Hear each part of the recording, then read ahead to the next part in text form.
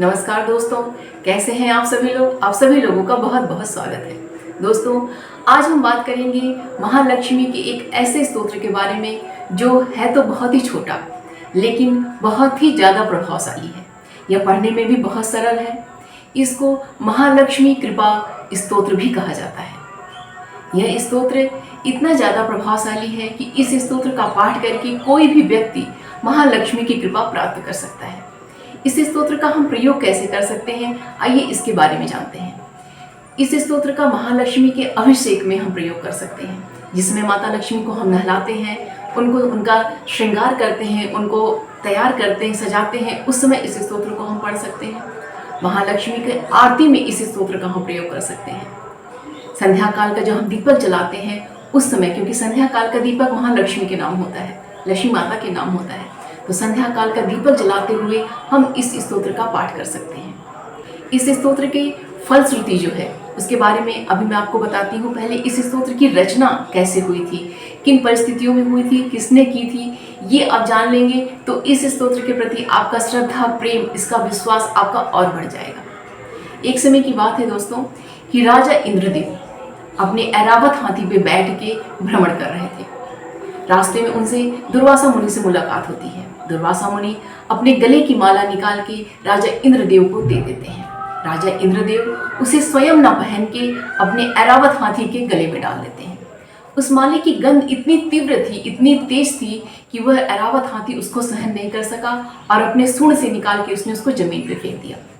दुर्वासा मुनि बहुत ही क्रोधित हुए और उन्होंने इंद्रदेव से कहा कि हे राजा, तुमने अपने जिस ऐश्वर्य, अपने शक्ति संपदा के घमंड में आके इस माले का अनादर किया है, इसका दुष्परिणाम तुम्हें अवश्य मिलेगा, क्योंकि यह कोई साधारण माला नहीं थी, अपितु लक्ष्मी का धाम था। तुमने उनका अनादर कर दिया है।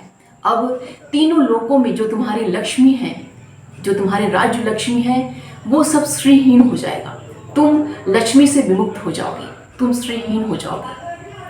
दुर्वासा मुनि के श्राप की वजह से माता लक्ष्मी अदृश्य हो जाती हैं और समुद्र में प्रविष्ट कर जाती हैं।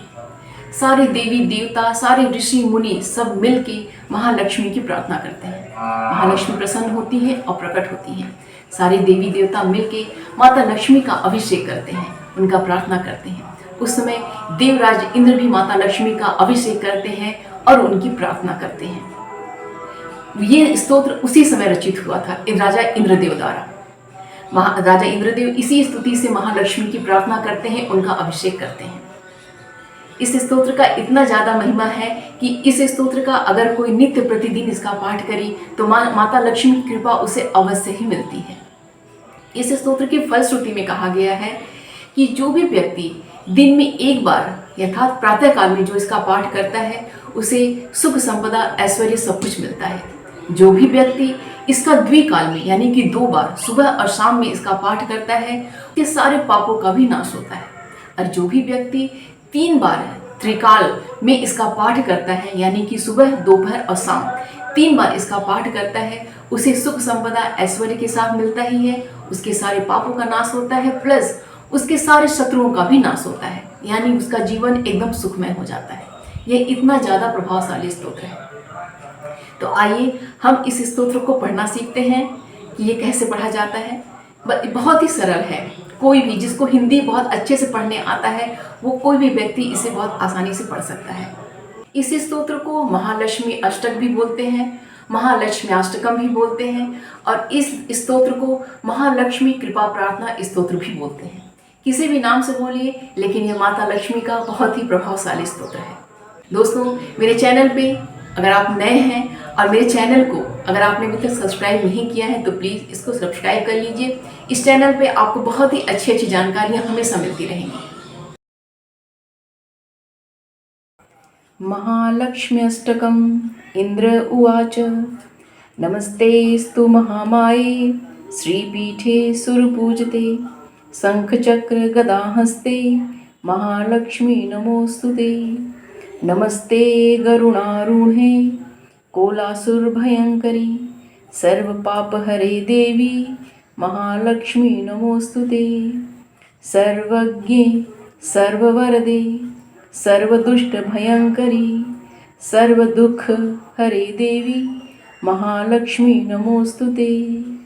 सिद्धि बुद्धि प्रदे देवी भुक्ति मुक्ति प्रदायिनी मंत्र मूर्ते सदा देवी महालक्ष्मी नमोस्तुते। आद्यंत रहते, यहाँ पे आप ध्यान दीजिएगा, ये आ के बाद द में य मिला हुआ है, तो उसको आद्य अंत रहते भी बोल सकते हैं, आद्यंत रहते भी बोल सकते हैं।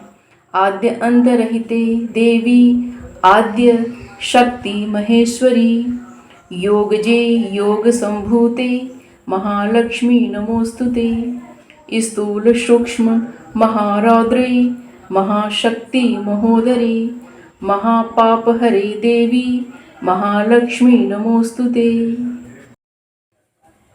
पद्मासन स्थिते देवी परब्रह्म स्वरूपिणी परमेशी जगन्मातर महालक्ष्मी नमोस्तुते।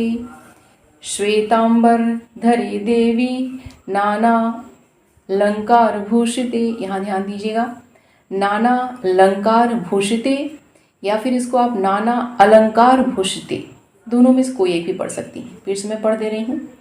श्वेतांबर धरे देवी नाना अलंकार भूषिते जगत स्थिते जगन्मातर महालक्ष्मी नमोस्तुते। महालक्ष्म्यष्टक स्तोत्रम यह पठेद भक्तिमान नरः, यहाँ भी दीजिएगा, भक्तिमान दो न है तो भक्तिमान नरः। महालक्ष्म्यष्टक स्तोत्रम यह पठेद भक्तिमान नरः सर्व सिद्धिं वाप्नोति राज्यं प्राप्नोति सर्वदा। एक काले पठे नित्यम, यहाँ पे भी दो है तो पठेन नित्यम। एक काले पठेन नित्यम महापाप विनाशनम। द्विकालं यः पठेन नित्यम धन धान्य समन्वितः। त्रिकालं यः पठेन नित्यम महाशत्रु विनाशनम। महालक्ष्मी भवेन् नित्यं प्रसन्ना वरदा शुभा। इंद्र कृतं महालक्ष्म्यष्टकं संपूर्णम। उम्मीद करती हूँ दोस्तों आज का वीडियो आपको पसंद आया होगा और आपके लिए बहुत ही उपयोगी होगा। आप नित्य प्रतिदिन माता का प्रार्थना कीजिए और उनकी कृपा दृष्टि प्राप्त कीजिए। मिलते हैं अगले वीडियो में कुछ अच्छी जानकारी के संग। अपना और अपनों का ख्याल रखिएगा। नमस्कार।